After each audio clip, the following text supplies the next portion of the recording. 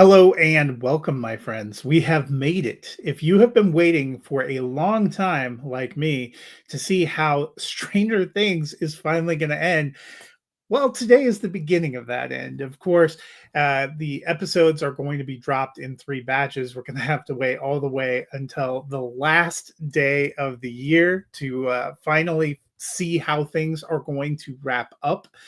But we do get the beginning of the end, the first three episodes that drop tonight at 5 p.m. Pacific, because nothing can ever be super easy.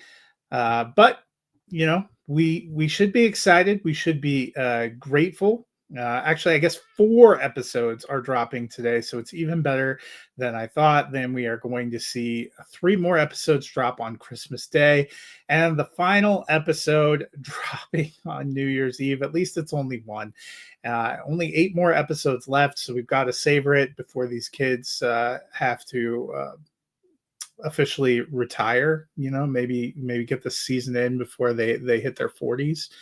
We're getting close, but hopefully we will make it. But in honor of Stranger Things being back in our lives today, I wanted to pop on, do a quick video to talk about my 5 favorite episodes from the series so far. We have had 4 seasons. And I have at least one from every season as we go through these 5. So I'm going to give them to you in ascending order, starting with number 5. And number 5 is from season 1, chapter 6, The Monster.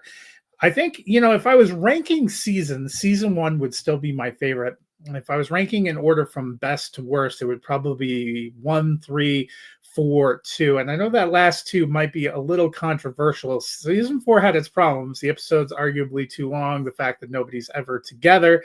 But there was some charm to them. Season 2 is fine. I don't dislike season 2, but I just think it's weaker than 1 and 3. To me, have always been the best. But my favorite season is 1. 2 of the episodes in this countdown come from that. Episode 6 was kind of an important episode. They're starting to all come together. We had started all these disparate kind of pieces, these little groups all coming together. Also had the really excellent sequence of 11 kind of saving Mike from the bullies. Kind of coming together. We see some more of her powers there. And it was just an episode that I had enjoyed the series. I had been kind of binging through it when I first discovered it when it was out. But when I hit that, man, I knew I had to see how it was going to end, and it was a race to the finish. So that one's always kind of stood out to me. Episode number 4. Well, I mentioned season 2, probably not my favorite of the seasons, but the episode that I picked from there is episode 8. Now remember, this was a 9-episode season, although one could argue that episode 7, which is kind of a bottle episode where 11 goes to Chicago and meets somebody else for reasons that have never returned to prominence, is kind of meh.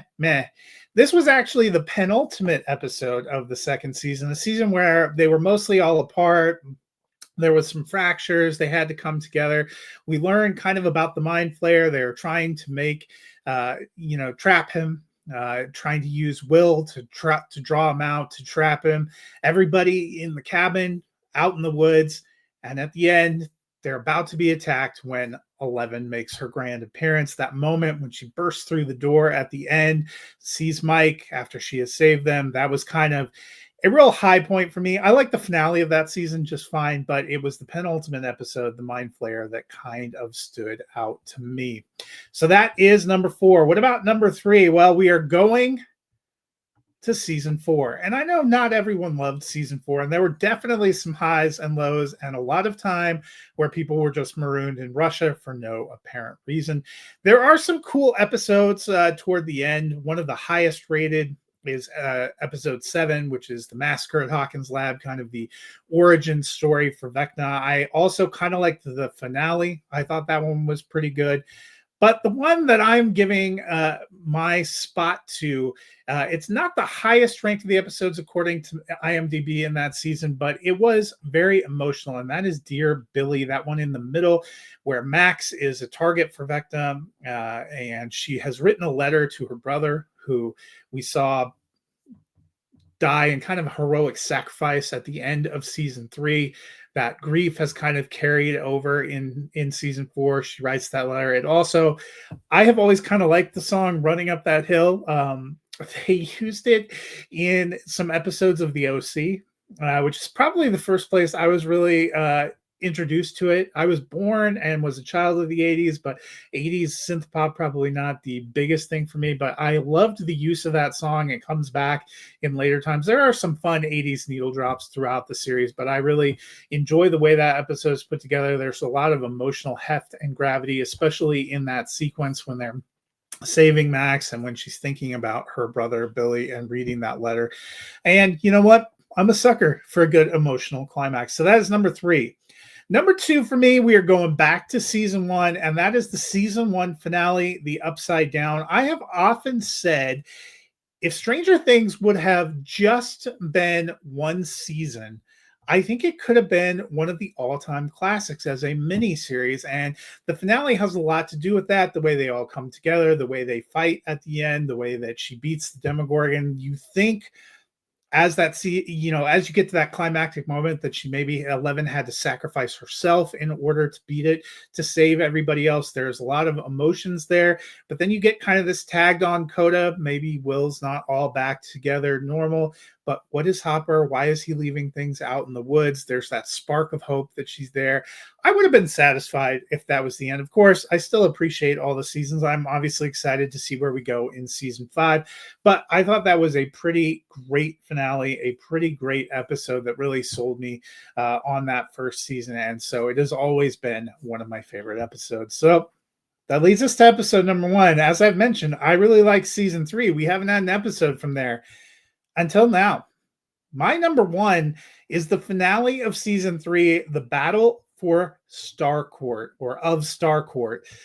The whole thing kind of takes place in and around the mall. There are a lot of fun things. As per all the seasons, you have all these people kind of spread out, and they all kind of come together in a unique way. We have a lot of different missions here, but the battle against the Mind Flayer, Eleven loses her power.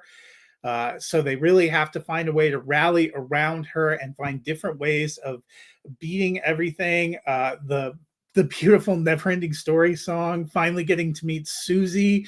There's just a big swell of emotions. And of course, the big thing, shutting down the Russian mission. At that point in time, we probably thought that Hopper was done. It seemed like a great heroic sacrifice moment. It is a very emotional moment.